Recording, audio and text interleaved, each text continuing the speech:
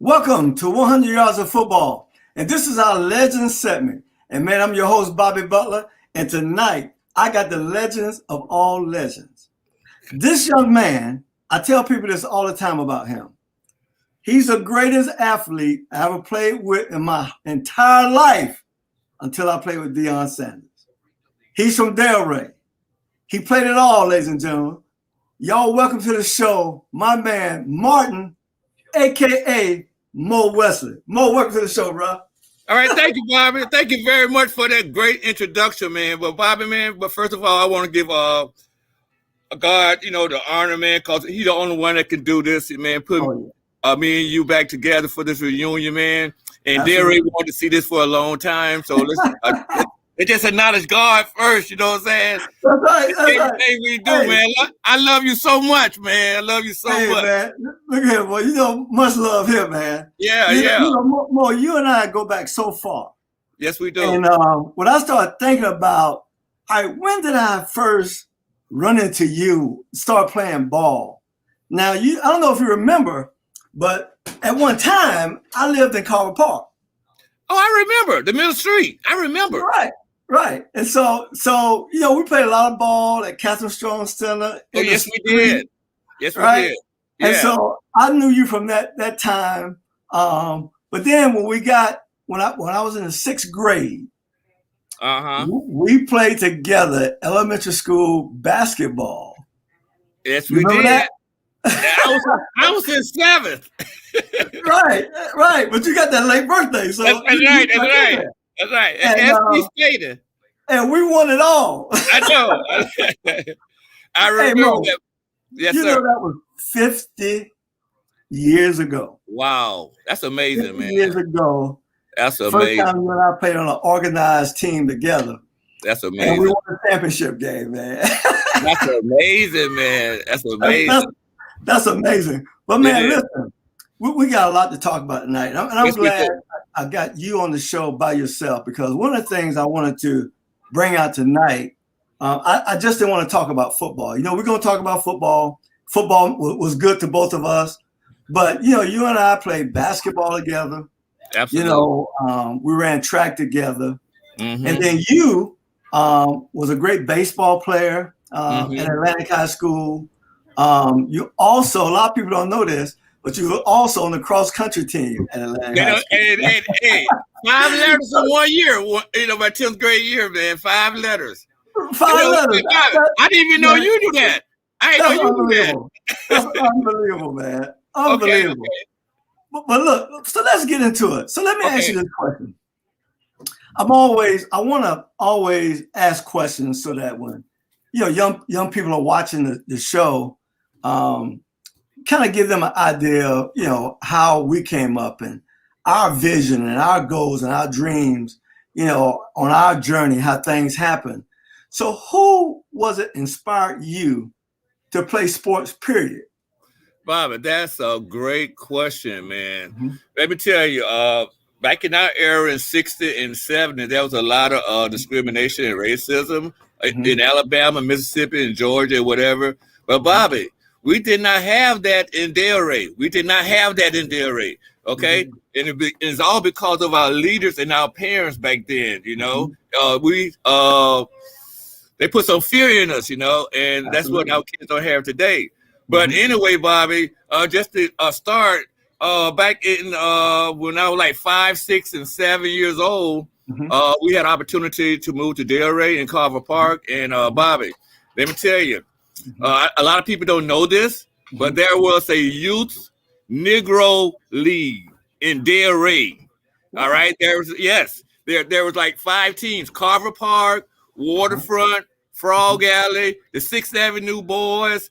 And the North Side had 2 teams. They had Marciana and Jefferson Manor. Right. And we were 5, 6, 7, 8 years old. And we couldn't play for the Delray Rocks back then. Right. But thank God for, I think when 8, Doug Parker was playing. No one knows this. And then when they integrated us, when I went to Pine Grove in 3rd grade, I had a friend named Robbie Rogers, and he was playing for the Delray Rocks. And that's what really wanted me to. That's what really wanted me to play. Okay. So since so when I got in 4th grade, that's when I say I'm going to Delray. They do have a black boy playing. Doug Parker was playing at the time. Right. So when I got to the 75-pound team, I had to walk to Pomosa, but I wasn't the only one because Prince Arafat was with me. Bernard Drew Parker was with me. Parker was with me. And Toot Mitchell was our quarterback. He got around with his dad, you know. That's right. But the only thing we had to do was get to Swinton Avenue and Bobby. We 9 and 10 years old. We thumbing from the Dairy Queen all the way to Atlantic Avenue. All right. Hey, trying to play some football, you know, trying to play some football. But anyway, Bobby, the community, I had the chance to see both Carver High School, which is now a community, and they were state champions for 2 years in a row when I was young. You too. You remember. And also when we went to Pomosa, Seacrest was over there practicing. And they were good too. And we would go down there, and they had two players from our community, Runner Mac and Cemetery. And I want to see them run that ball, and they, I got some move from them too. I also got some move from Greg Dobson, those boys too now. That's right. So we had it both ways. We did. So, hey, that's what made us want to make that Negro League. And Bob, one thing about that Negro League, Bob, it was we 6, 7, 8 years old. Right. Okay. Bob, we had to walk to the Carver Park and Waterfront used Carver for their home field. Right. Frog Alley had to use their front yard in front of Freddie Grice house. and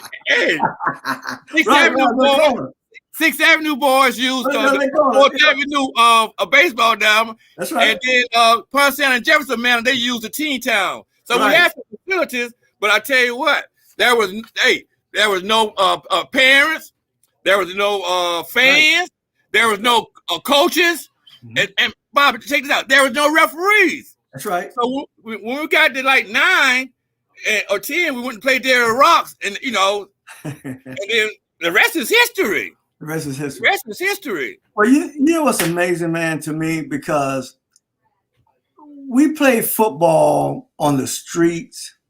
We learned so much before we even played organized ball.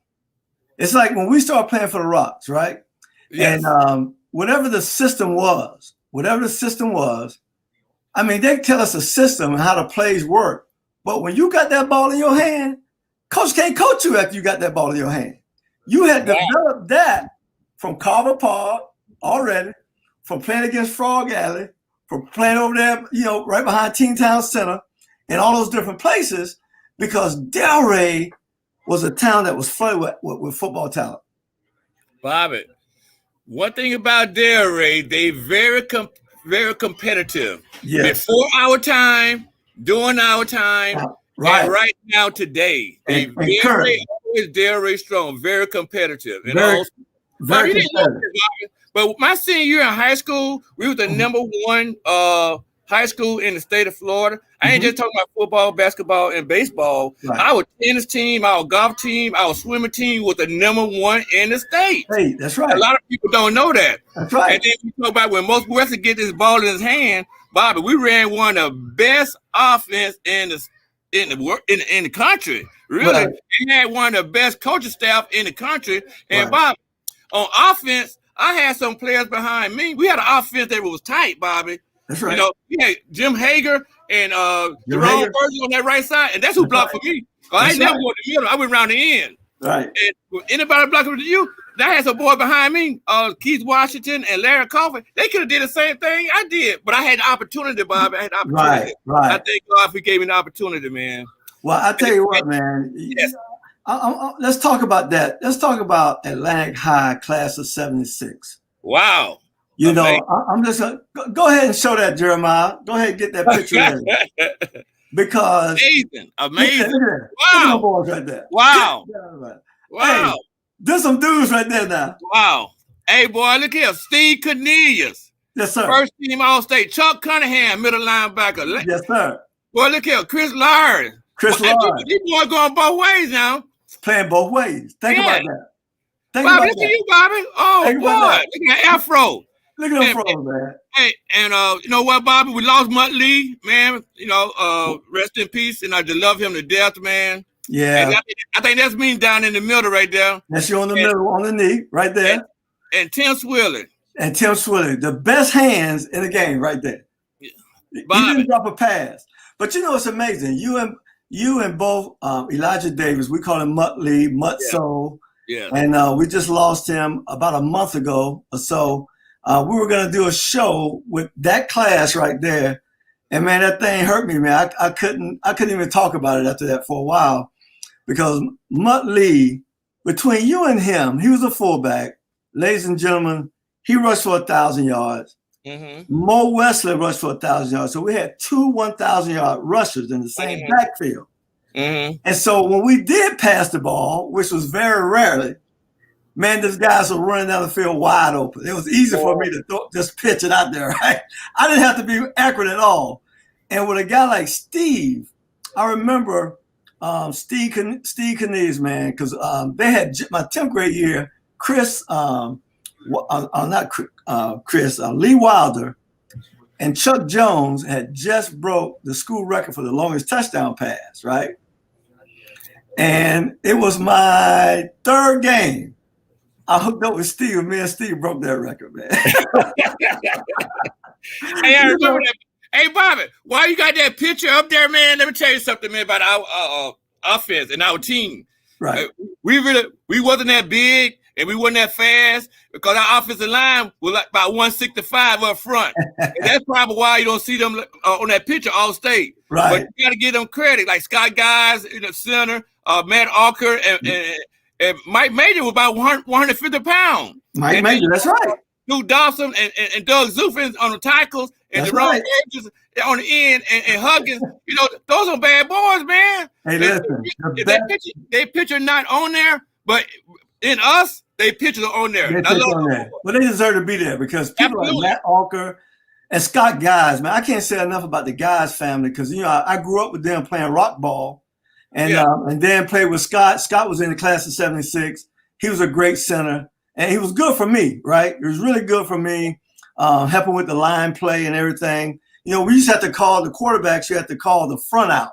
Mm-hmm. You know, in Atlanta, we come to the line of scrimmage and we'll call the front out, even, odd man line. Mm-hmm. And then they'll make that adjustment based on the play we're running, especially when we ran dive plays with Mutt Lee. Mm-hmm. You know, they would change their blocking a little bit based on even an odd man front. Mm-hmm. And those guys were great, man. They were great. They were great.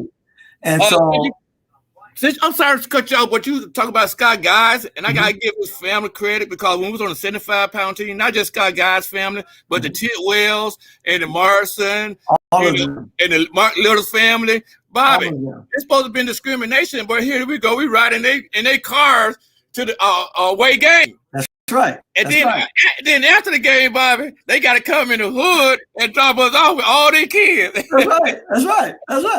But you know what?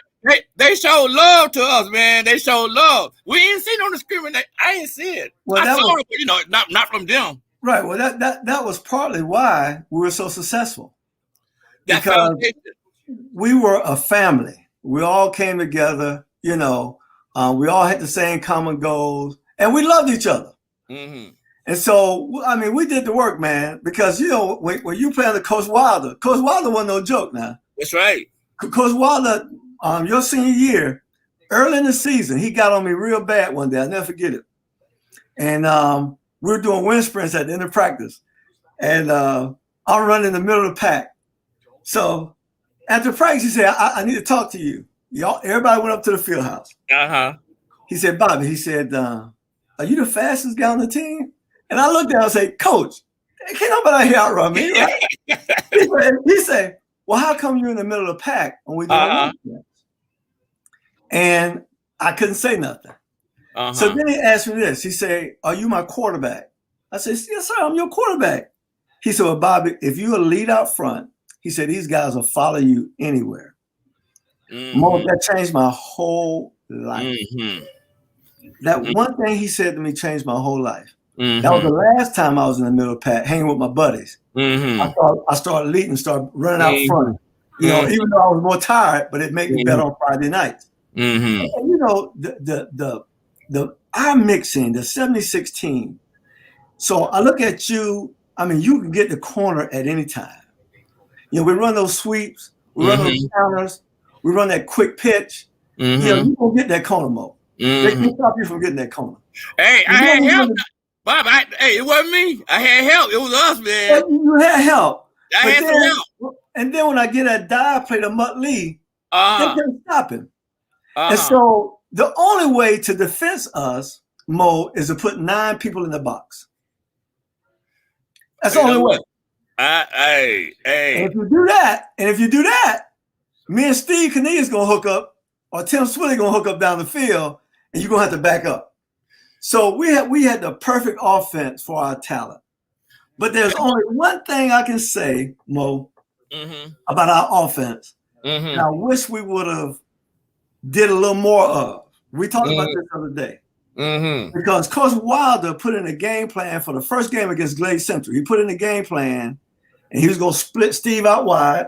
And they were number one in the state. It was like a slot. Yeah. And they was running that cover 3. Yeah. And we was running Steve off deep, and we kept running you on that 10, 15-yard out. And I would just drop that ball right over that strong safety head. Bam! And you was catching, moving the chain. Moving the chain. I wish we had did more of that during the year. Because, you know, once we had a team like a Vero, who was very competitive, and they went down in the box, all we had to do was spread them out a little bit. And we had the athletic ability to take advantage of that time. Like I think about that game, but then I go to the Haines City game where we had the redemption night. I call it redemption night because we lost to Haines City your 10th grade year in the state title game when I was a freshman. And we went there to play. I think that was a semifinal, wasn't it? Yeah, it was a semifinal of the state tournament, state playoff. And they stoned us the first half. And then Muttley started running that ball the second half. And you had a great what's that play that we ran you up the middle and you got some ISO. Yeah, ISO play. And you started getting it going. But then Coach Wilder started using me and you on the bootleg. Now I learned something that night. I never forget that night. Because typically when we bootleg, I would try to get the corner, right? I would try to get past the DN or the outside linebacker and put pressure that way. And then I may hit you. I had the option to run or throw you the ball. But then in the playoffs, in the Haines City game, I started pulling up behind the tackle as opposed to trying to extend it with my legs. And then they couldn't stop you from coming across the side. And I was hitting you with that ball, and we were just going down the field second half, just going down the field. And we ended up winning that game. I wish we'd have did more of that, man. I wish we had did more of that. Man, speaking about that Haines City game, Bobby, that was, if you remember, we had a big sign on our bus when we were going up there because they had beat us for the state championship in '74. Right. And the cheerleaders made it. And, you know, we got to give a shout out to the Delray Rock cheerleader and high school cheerleader. Come on, Bobby. They're bad now.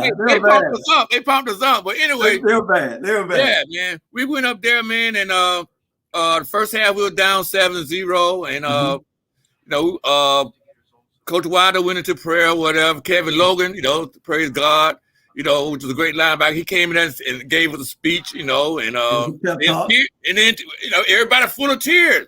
Right. And then we had the second half, and we played probably our best half of the whole year. And we went to work that night. I mean, that night was a gut check.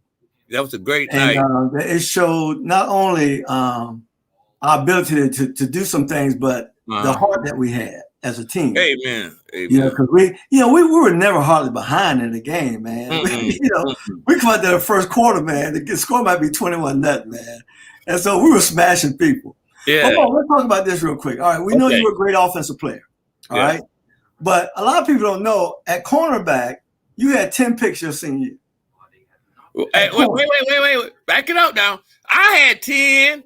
You had 8. and Larry had 7. That's 5 between the 3 of us. So we were doing something right, you know what I'm saying? But really, we weren't counting. We were just playing football, man. We were playing football, but I think the thing was what gave us the opportunity to get picks was the fact that we were always ahead. We jumped up on people early in the games, and they had to throw the ball. I never thought about that. Right. They had to throw the ball. I mean, you think I can remember games right now where we're up 21-0 in the first quarter, and even halfway over.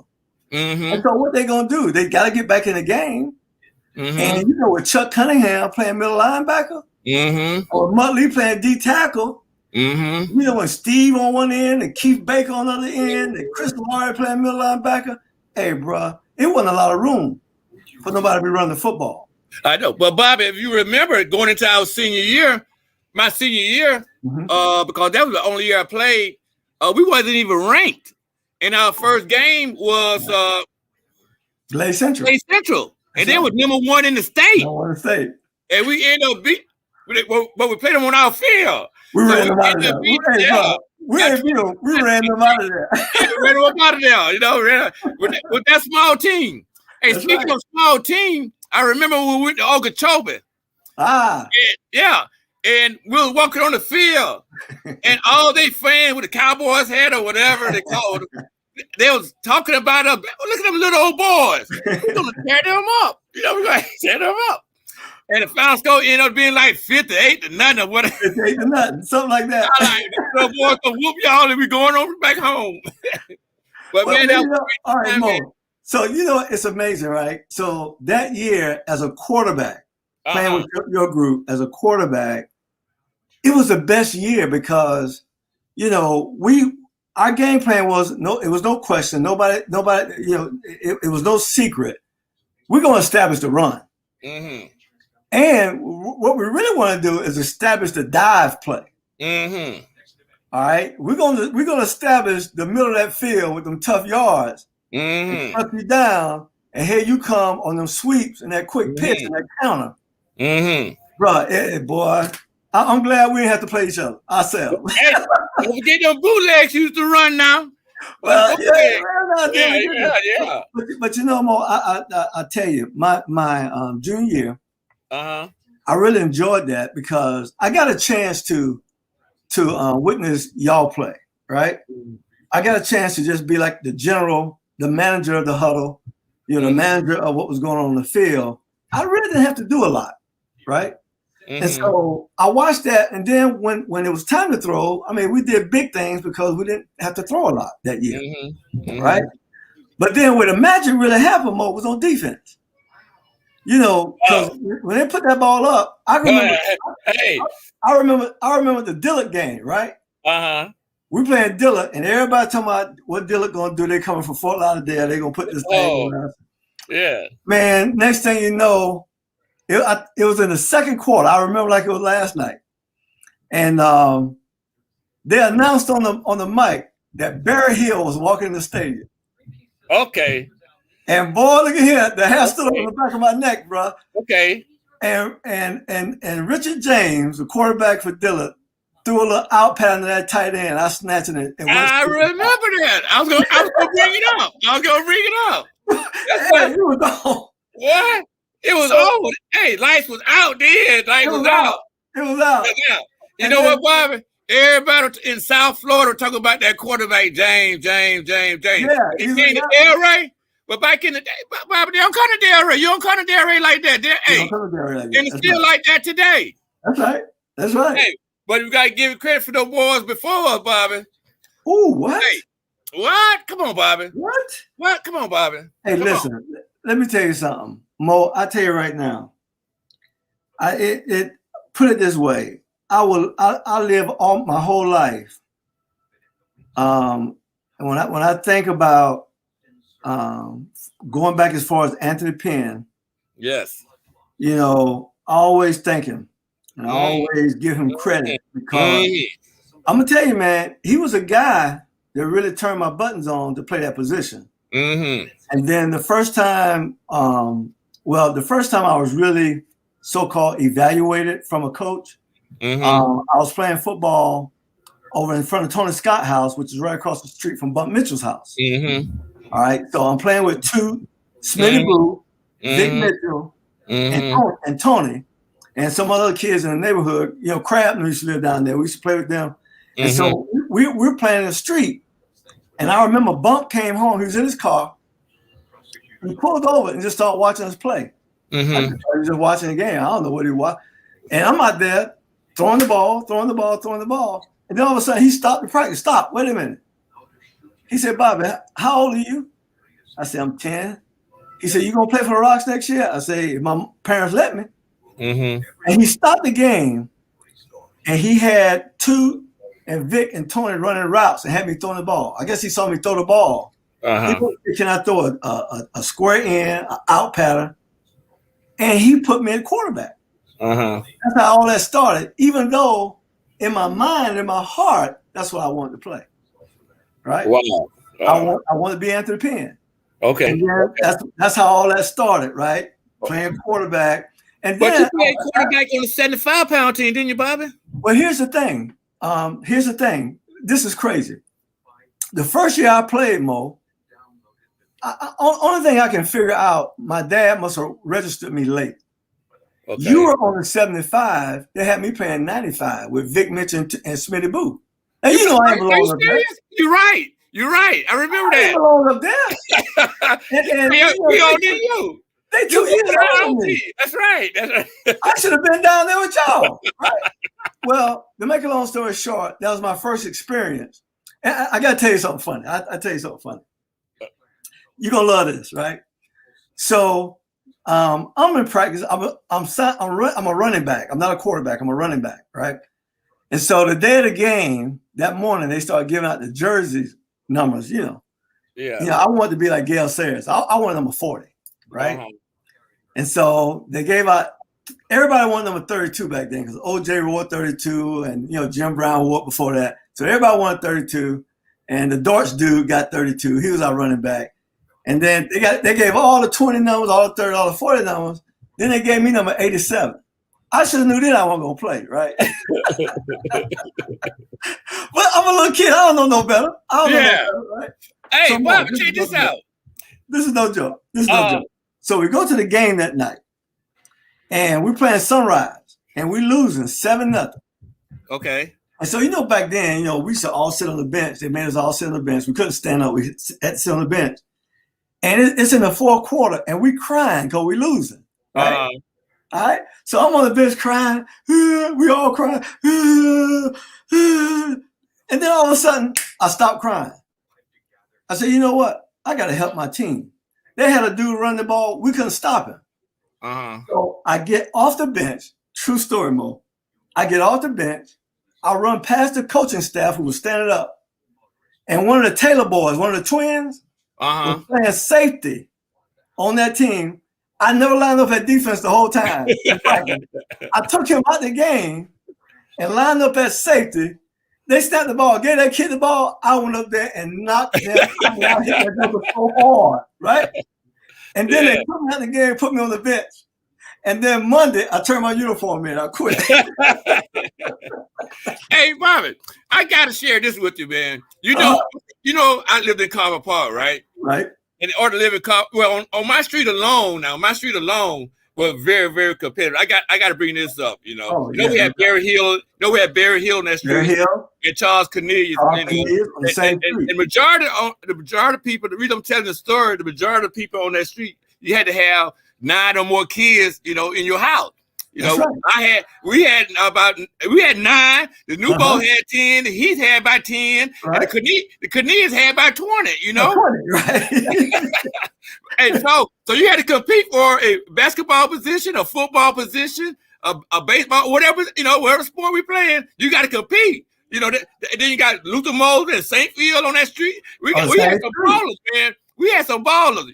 That's just on one street. That's on one foundation, we're going to tell the story. Our foundation, we got to give credit to Nathaniel Tucker and Kara Tucker, man, for running that Kathleen Strong Center, because they built our foundation, Bobby. And I don't think Tuck and Kara missed a day of work, man. They were there on weekend, you know, not Sunday, but Monday through Saturday. And I really forever grateful for those two, man. Well, Bubba Tucker loved that job. Oh, and he loved that job. Oh, yeah. And you know what? I think I'm telling the truth when I say, I think this is the truth when I say this. And I'm going to say this, Mo. I don't know much about Delray athletes past Gus Burgess, right? Mm-hmm. I mean, the kids who are playing now, you know, when somebody, they'll tell me this kid does, I say, well, who is that? I say, well, who is mom and daddy? You know, that's how I try to figure it out. But there have been some great players, and I think there's three. I'm gonna say it's three. When we start talking about athletes, right? Bubba Tucker, Nathaniel Nate Bubba Tucker, was one of the best athletes to ever come out of Delray. Now, my dad used to tell me about him when I was a kid because he used to live right next door to my dad. And my dad would always tell me there was nothing he couldn't do. But then when I was 14, I worked at the Catherine Strong Center in the summer. And I got a chance up close and personal to see him play softball. He never hit a grounder. Every time he get up bat, it's over the fence. You know, we play horseshoes. I've never seen him have a leaner. I've never seen him got close. It was a ringer every time. Every time he would throw that thing. I'm like, what? It was nothing he couldn't do. He was a great golfer.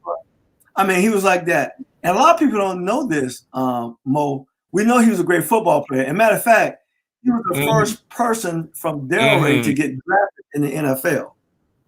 Bubba Tucker was drafted, I think, in the 14th round by the Pittsburgh Steelers back in the early 60s, right? And so, or late 50s, something like that. And so, but anyway, he was a great athlete. And in basketball, I didn't know that. In basketball, Mo, I want you to hear what I'm about to tell you. You know, the old Carver High was not where Carver High is or was when we were kids. Spady was Carver High, right? And so the basketball games were on that outside court by the white stove over there on the end. You know what the basketball court at Spady was? The outside court? Okay. Bubba Tucker scored 76 points in a basketball game.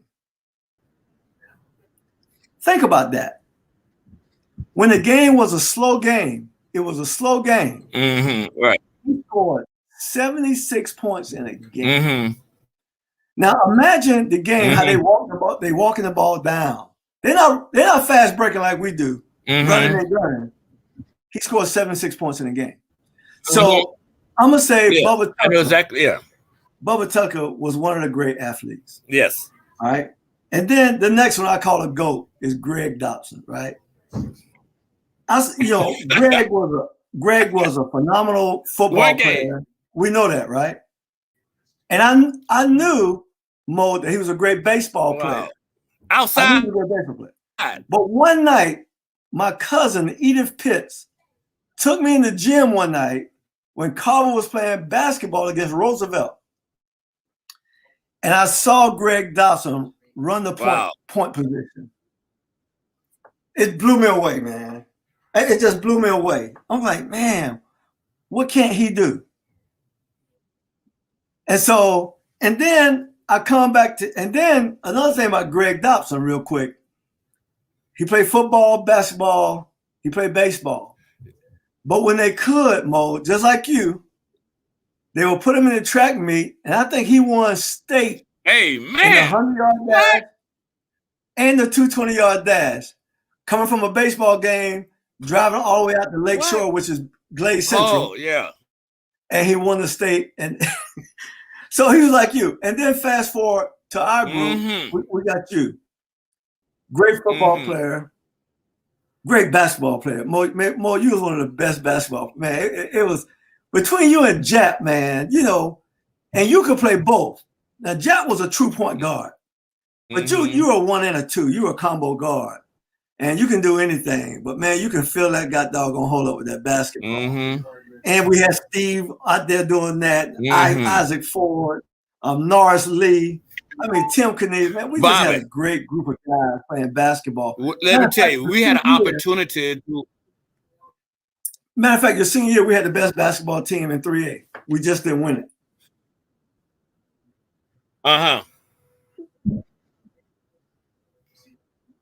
Mm-hmm. Yeah, you kind of delayed. I don't know what's going on with the thing.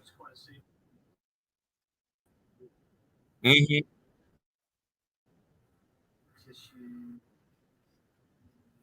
Mo, I kind of lost you. I can't hear you no more. Mm-hmm. Jeremiah. Mm-hmm. All right. Yeah, you lost. We're gonna pull you back in real quick here. Yeah. Okay. All right.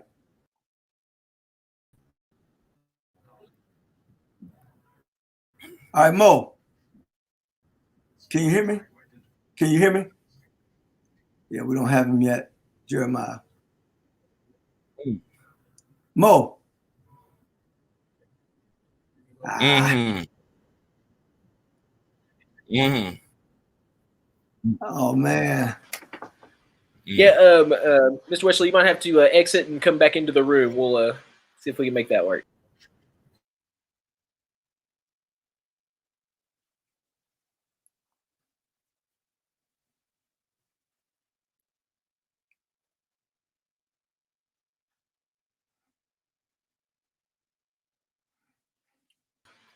All right, we're going to work on getting Mr. Wesley back here in just a moment. If you want to keep on rolling for a second, we had a couple of comments coming through. Okay, where are they? Anthony Butterbean Clay said, Martin Wesley, my boy. Well, you know, Mr. Clay is a good childhood friend of ours. We all played youth football together.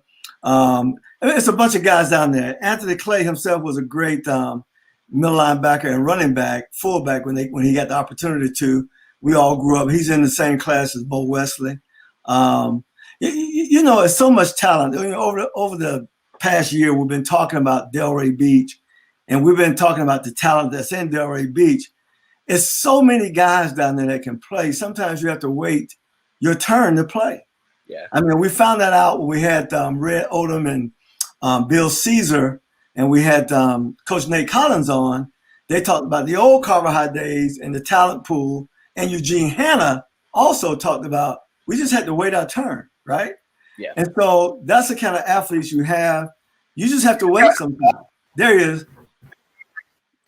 Hey, what about now? Can you hear me, Bobby? Good now. Okay, good. Hey, Mo, real quick, because we're running out of time. Okay. Let's talk about baseball, because you was a great baseball player. You got drafted, didn't you, in baseball?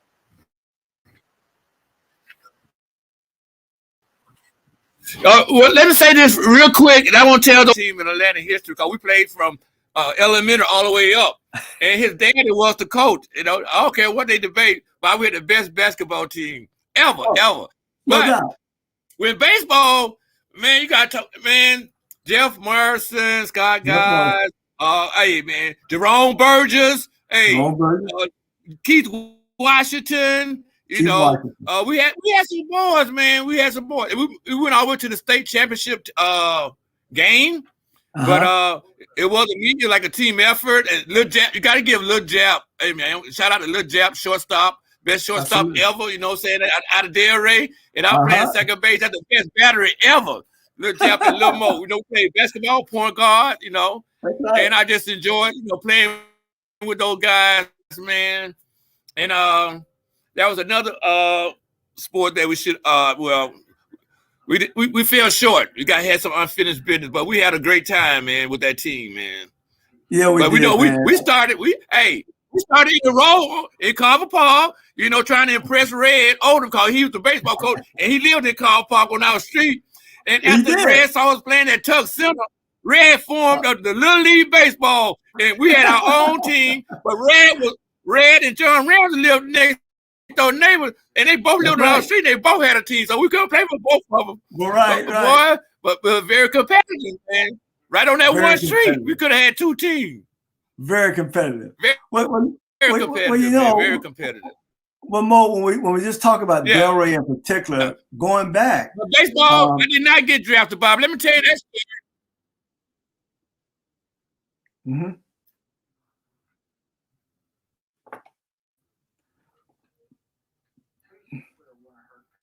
Testing 1, 2. You there, Mo? I didn't hear the question, Bobby. Can you repeat the question? Yeah. Let's talk about baseball. Did you get drafted in baseball? Testing. Can you hear me? Yeah. I hear you. Bobby. We keep losing you. I can't hear you anymore. Bobby, you know, back then for football, you had to be Bobby. Can you hear me? I hear you now. Yeah. Can you hear me, Bobby? Yes, I hear you now. What about now? I hear you now. Go ahead.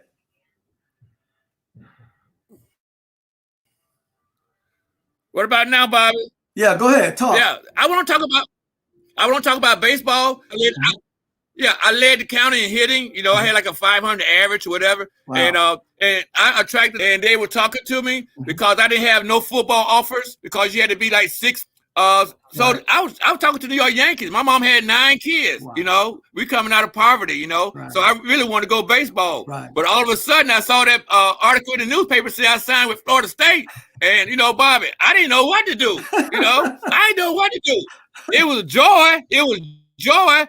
Right. But I wanted that money right there with the Yankees. You know, hey, but it didn't happen like that. So I went to Florida State, Bobby, and you know, and then I went to Grambling, and hey, Bobby, let me share this with you also. You know, my dream was to play.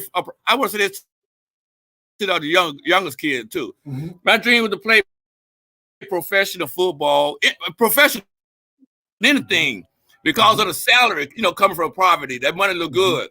But upon graduation, Watson and Andrew, Florida Andrew from North Shore saw my application the first day and called me in and walked me all the way to North Shore High School and gave me a great opportunity. You know, as soon as I put my name in, and I'm forever grateful for Florida Andrews and Sam Watson. You know, and Bobby, man, the salary back then was $10,000 a year for teachers, which was ridiculous compared to the professional salary.